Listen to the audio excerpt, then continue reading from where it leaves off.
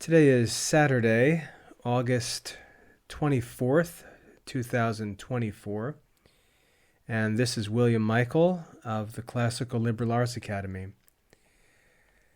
My family is home safely from a week vacation at the beach here in North Carolina, where we enjoyed some beautiful weather and a very nice time, so thanks be to God for some rest and refreshment. And we're really ready to dig in and get to work for another school year. But today was a very special day.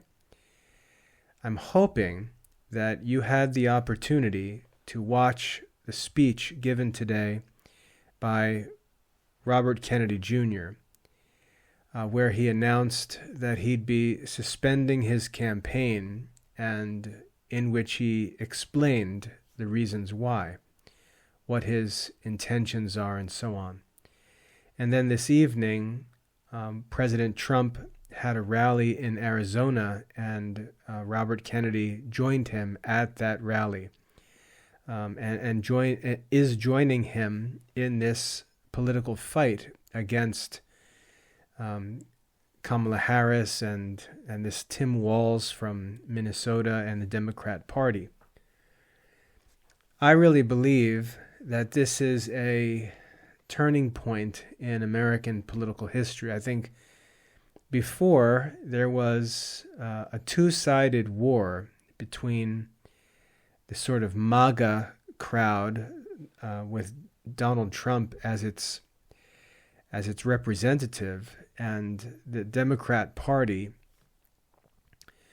which really is an ugly, divisive battle on the American political scene.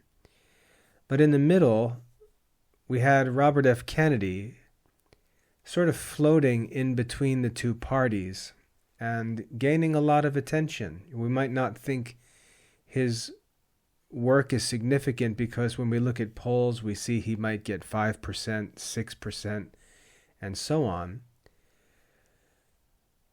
But that's a very significant amount of interest for a third-party candidate. And today, Kennedy announced, as I said, that he'd be suspending his campaign and that he'd be joining President Trump in fighting against the Democrat Party. And this is a very important moment in American political history, and I'd like to talk about why. I don't talk about politics very often, but when I do, I usually talk about the topic of political compromise, because this is a concept that I think American Christians on one side, American conservatives and American liberals both don't understand. They don't understand the nature of compromise because they want politics to be something that it shouldn't be and cannot be. They enter into it with the wrong intentions, and this is why it's so ugly. This is why it's so divisive and nasty. It's because on both sides, especially as we move towards the extremes, the two groups don't understand what politics is. And what they're fighting for is not appropriate in the political sphere. We know that if we read the scriptures, the Psalms tell us, do not trust in princes in whom there is no help. Do not trust in princes in whom there is no help. The problems in our society are caused first by human nature, and secondly by actual human sin. Human nature and human sin produce together all of the problems in human society. And there's no remedy for those problems except salvation. There's no remedy. There's no way that we can come up with programs or policies, laws, regulations, punishments, reward. There's no way that we can remove the causes of these problems. These causes are fundamental to human life itself. This is not something that politics can solve. And so when we look to politics, when we trust in princes, as the scripture says, we're looking to a source for help that is incapable of providing that help. And the only kind of people who do this are people who are not oriented toward God, who think wrongly about important philosophical concepts like human nature, the origin of evil, the cause of human suffering, and so on. And again, this is true of both conservatives and Christians and liberals. Both groups are looking to the government for some kind of salvation or redemption of human culture, for their different views of what the world should look like. But they're both hoping in princes. They're both trusting in princes. They're both looking to politicians and to government to solve the problems that only God himself can solve. And God has already provided the solution for these problems. And it's never going to be realized in this life. Now, the problem for Christians is that it's easy to see that many Christians, especially Protestants, but many Catholics who live like Protestants, think like Protestants, it's very easy for them to think that America is a Christian nation and all of the principles of Christian life should be present in American society. And this is just a childish, silly myth that they picked up, I don't know where, either in some Christian school as elementary students or in a Sunday school class, or they came to it on their own as adults maybe. But America was not founded as a Christian nation. The suggestion is really ridiculous if you consider it in historical context. And I'm not going to get into that in this talk, but it's a ridiculous idea. When we look to the American government to become the kingdom of God, we're way off track. And we're going to make all kinds of mistakes in the way we think. We're going to make mistakes in the policies we pursue. We're going to make mistakes in the politicians we vote for, and so on. Because we're not seeking in the political realm what we should be seeking there. And the same is true for people on the opposite side. Liberals who are trying to have this anti-Christian paradise of pleasure, where their sins can be engaged in freely, and the consequences of their sins can be socialized. What that means is they can bill the costs of their lifestyle to their neighbors. That's really what the liberal position is about. They talk about how they want to live freely. They want to live according to their own views of things. But their lives are unsustainable. They're not responsible. And so what they want is to be able to live and do what they want, and then have the so-called government, that is, the American people, pay for the consequences of their lives. A good example in the news right now is this spread of the disease monkeypox, or it's being referred to now as mpox. Monkeypox is a sexually transmitted disease. If you look it up, I shared an article from a Harvard Medical School last week. The scientists and physicians working with monkeypox are warning that it's being spread by sexual activity, primarily by homosexual activity. This is not a secret. This is not a conspiracy theory. This is what Harvard Medical School says openly. I receive a newsletter from the Harvard News, and it's in the news. It's not something secret. It's not something private. And if you poke around, if you know how to search scholarly articles of medical research, you'll learn that scientists and medical researchers for decades have explained the connection between all kinds of diseases and sexual immorality. It's no mystery. When I was a young kid, the HIV virus was in the news all the time, and it was very clearly said to be spread among sexually immoral people. That's what it was. We all associated HIV and AIDS with sexual immorality, and then all of a sudden, it became politically incorrect to say that anymore, even though that's what was always said of the disease. And this is what happens. A sinful lifestyle has consequences, and then politics are used to try and erase, cover, or provide some sort of relief from those consequences. And that's really what I feel that the liberal side of politics is about. It's a way of avoiding the consequences of anti-Christian behavior. And they seek to do that in the political sphere. They seek to do that through their political action. And both those liberals on the left-hand side and the Christians on the right-hand side, both of them are wrong.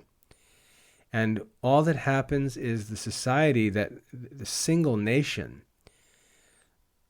is divided into two different parts, and it just becomes a war between Christians and anti-Christians.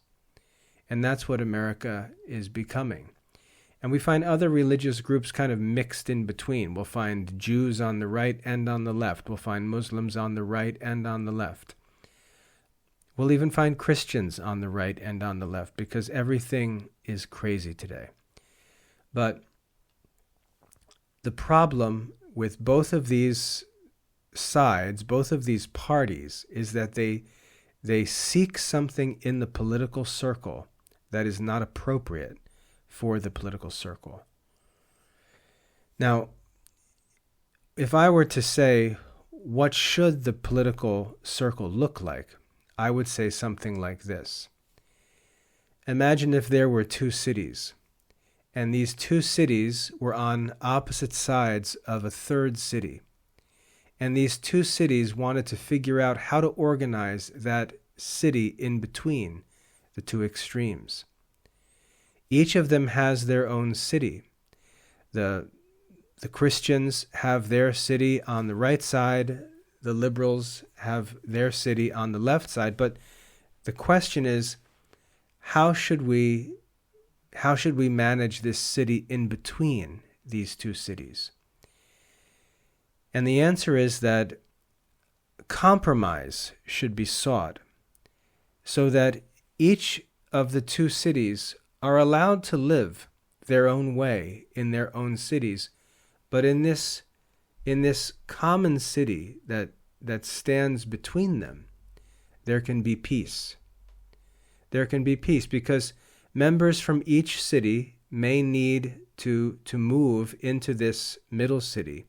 They may need to do business. They may need to communicate. They may need to come together for some other common good. And so when they come into this middle city, both of them need to compromise for the good of both groups in that common or middle city. And that's really what politics is about. So when a Christian comes into that circle, he's not coming to establish his religion in that circle. He doesn't have to establish his religion in that circle. He already has a place where he is free to practice his religion. And likewise, the person from the left side, the liberal, he doesn't need to come into that middle circle and establish his lifestyle there. He already has a place for his lifestyle where he's allowed to practice his way of life freely. And this middle circle, this middle city is common. It's common. And therefore there needs to be compromise. And as I said earlier, if you've heard me talk about politics, I've explained that the principal virtue in democratic politics is compromise. And compromise is really an expression of the virtue of patience. Compromise is the expression of the virtue of patience.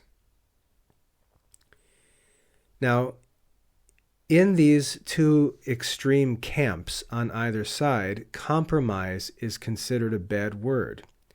Compromise is considered being a traitor or being unfaithful to your side. But that's just ignorant foolishness.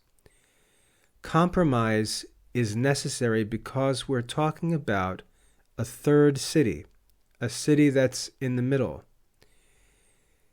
And what we're seeking is not the freedom to have that middle city be just like our own city, but for there to be peace in that middle city.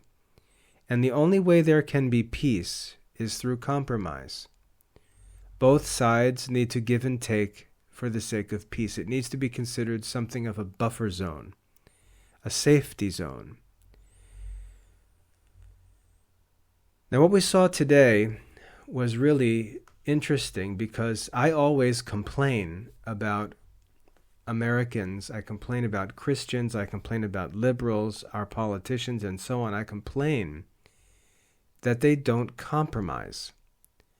I complain that the Founding Fathers, if you study the Founding Fathers, and what I'm specifically talking about are the fathers who debated and established and ratified the Constitution. If you study the process by which the Constitution was drafted, debated, and ultimately ratified, it's amazing to see how the Founding Fathers were able to distinguish between primary goals of the Constitution and then personal goals of their own lives. And they were able to distinguish these things and work together for the primary goals, understanding that they really didn't have a right to press their personal goals upon the American public. We find in the debates of 1787, 1788, we find an amazing example of how wise and principled and zealous, strong-willed men, for the sake of their country, for the sake of their neighbors, were able to meet halfway and compromise. I'll give you a good example. There were many men in the North who wanted to abolish slavery. But it was very well known that the economies of some southern states was entirely dependent on slavery, and there would be no way for either side to win that fight. The South was not going to give up slavery at the time, and the North was not going to accept it. There was no way that they could come to an agreement where one side abandoned its view. And if we look at the Constitution, we can find the compromise that they made. They agreed to the Constitution, and they agreed that in a number of years, the question of slavery would be taken up again. but that in order to make peace and to form the Constitution and to establish the nation among the colonies, the southern states would not need to abolish slavery at that time, and the North would not need to approve of it, or to cease approving of it. I'm sorry. The North would not need to approve of slavery, nor would the South need to abolish it at that time. And that's an example of compromise. Now, what's interesting about that compromise was there were two positions, and there was a question of whether slavery should be abolished. And the compromise was made by distinguishing a different time. And we can see the practical wisdom of the Founding Fathers to find ways to compromise for the sake of effective government. And so the 13 colonies were able to agree and ratify the Constitution, even though they disagreed strongly on many different issues. When we look at politicians today, we see that they can't do that. They don't compromise. They can't compromise. It's either this or that. You're either left or right. You're either liberal or conservative. You're either pro-life or pro-choice. And there's no ability for the politicians in America to make peace. There's no ability for them to speak to their constituents and say, we and our opponents, though we disagree on many issues, we are fellow Americans. And for the sake of the peace of our country and the welfare of all of our American friends and relatives and fellow citizens, we have come to this compromise for the sake of peace. We never hear anyone say that. We sometimes hear congressmen talk about trying to find support on both sides of the aisle. But there's more diversity in America than just two sides of an aisle. And there's rarely any compromise. It's really astonishing to watch the American government where votes will be taken in Congress and the Senate or the House will be split almost perfectly in half on most issues. All of the Republicans will vote on one side. All of the Democrats will vote on the other side. There's rarely ever any crossover or compromise. And this is something that's really tearing American society apart. And today, in Robert F. Kennedy's actions, as I watched, I found it very moving because we just don't see the kind of statesmanship that we saw today in Robert F. Kennedy. He had to swallow so much pride today to be willing to admit that his campaign was not going to win.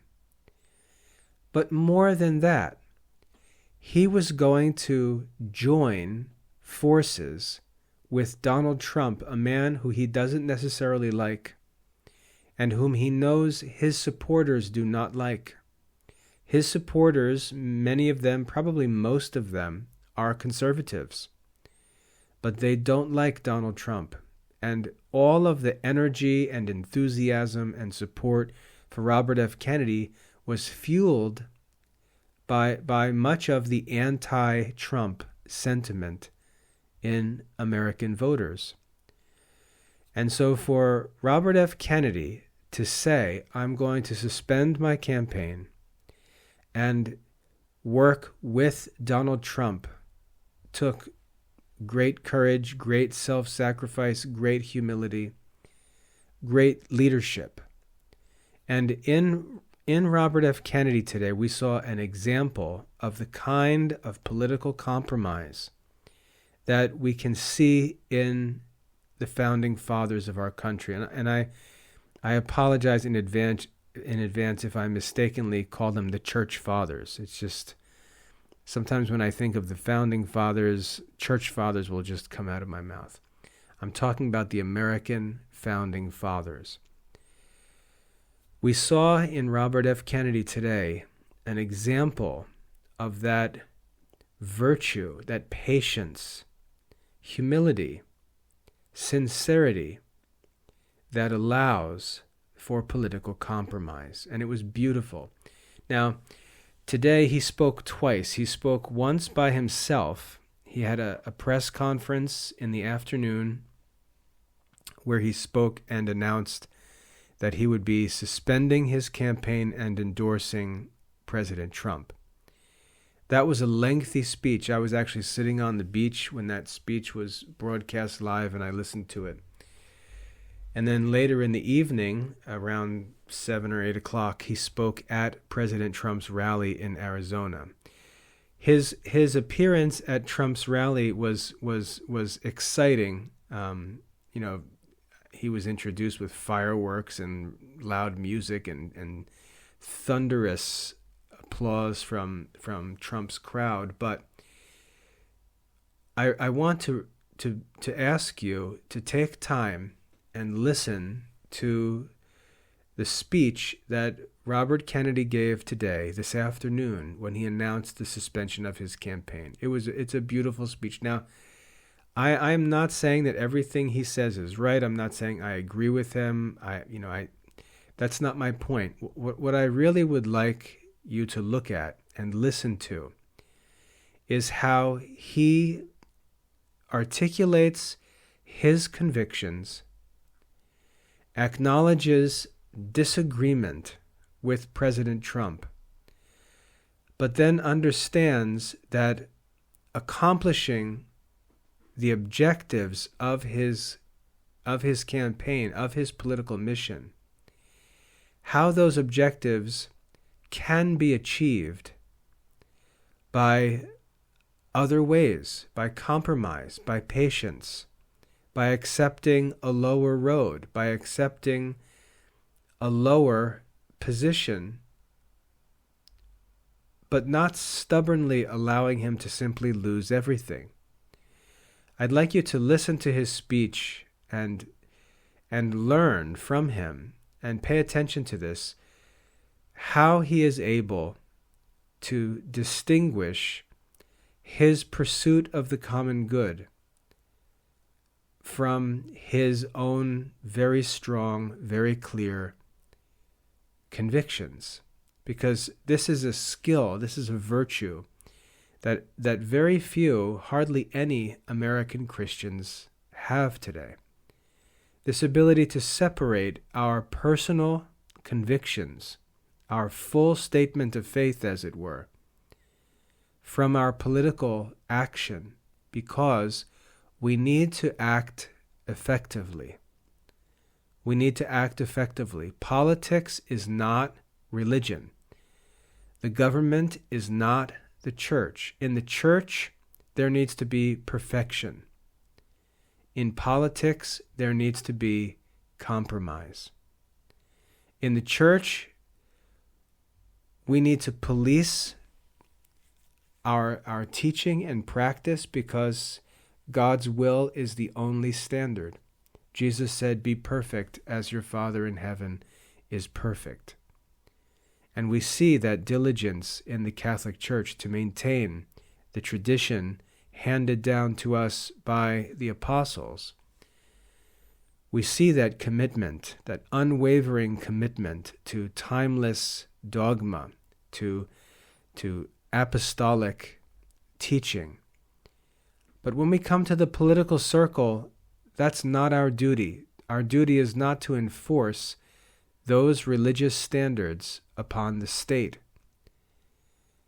Our duty in politics is to seek to compromise with unbelievers so that there can be peace between the Christian community and the non-Christian or anti-Christian community. That's our responsibility in politics, and many Christians just cannot understand that. They feel as if any compromise, anything less than the most rigorous adherence to Christian theology, is some kind of apostasy. And that's simply not true. It's a different realm. But what we saw today in Robert F. Kennedy was just a masterclass in political compromise.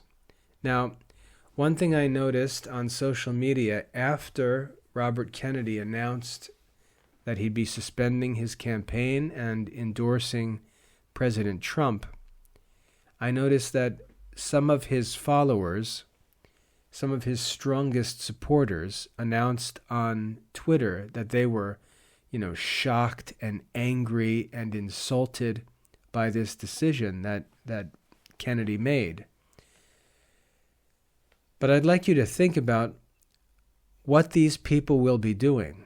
While Robert Kennedy will be joining President Trump and working to accomplish his objectives through the administration of President Trump by compromise and collaboration, these hardliners who supported Kennedy but now are saying that they'll refuse to vote, for Trump, they'll refuse to vote for Kennedy now that he's sided with Trump. I'd like you to compare what they'll be doing in 1, 2, 3 years from now and what Kennedy will be doing, assuming Trump wins the election. If Trump wins the election, Kennedy will have one of the most influential positions in America. It's already been said by Trump that Kennedy will be given administrative influence in different areas of the government as a sort of a cabinet member for President Trump. He's going to increase his influence and further his mission by joining Trump if Trump wins. Those who say that they refuse to follow Kennedy, they refuse to endorse Trump, if Trump wins, they're just going to be doing nothing. They're going to be talking about their views. They're going to be talking about how faithful they are, how committed they are, but they are going to be absolutely uninfluential. They're going to have no influence anywhere. And that's just self-spiting. It's immature and selfish and self-spiting. Whereas Kennedy will be very influential, far more influential than he is now, and he will actually be able to further his mission rather than just talk about it, as the others will. And this is really what compromise is about. Compromise is about getting something done. Compromise is about moving the needle as much as is realistically possible and accepting whatever gains may be had, and not trying to get more than one can, and then using the inability to get everything one wants as an excuse to just quit and leave the discussion altogether. That act people play where they say they will not compromise, they will not budge, those people don't want to work. It's easy to take an extreme position and conveniently be excused from all work. What's actually difficult is to be so sincerely committed to the mission that you will accept the opportunity to further the work in a patient way where you can't pursue it in its fullness at the present time, but at least you can pursue it to some degree that you would not be able to pursue it had you not compromised. And that willingness to compromise is ultimately proof of a sincerity to make progress, to be influential, to do something.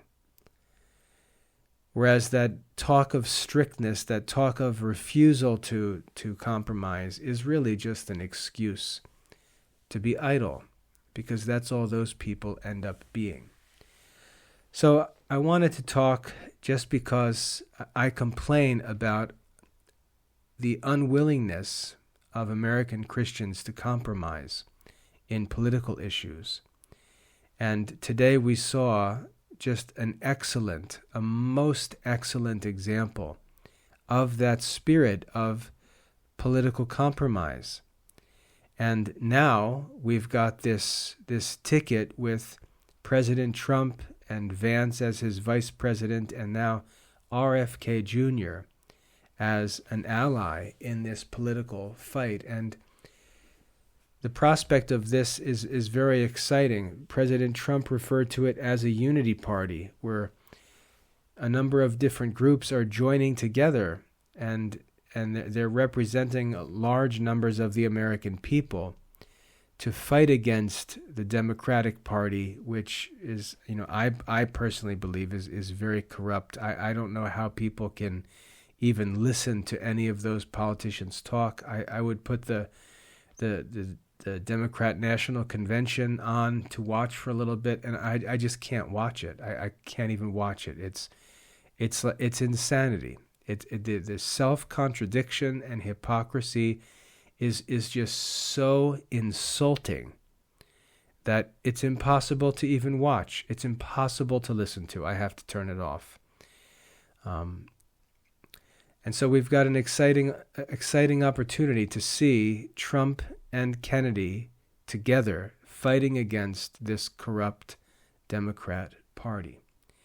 So it was an exciting day politically, and Kennedy, another gift Kennedy gave the Republican Party was that as the Democratic National Convention came to an end and really was gaining some momentum, Kennedy's argument the day after just basically quenched all of the fire of the Democrat National Convention.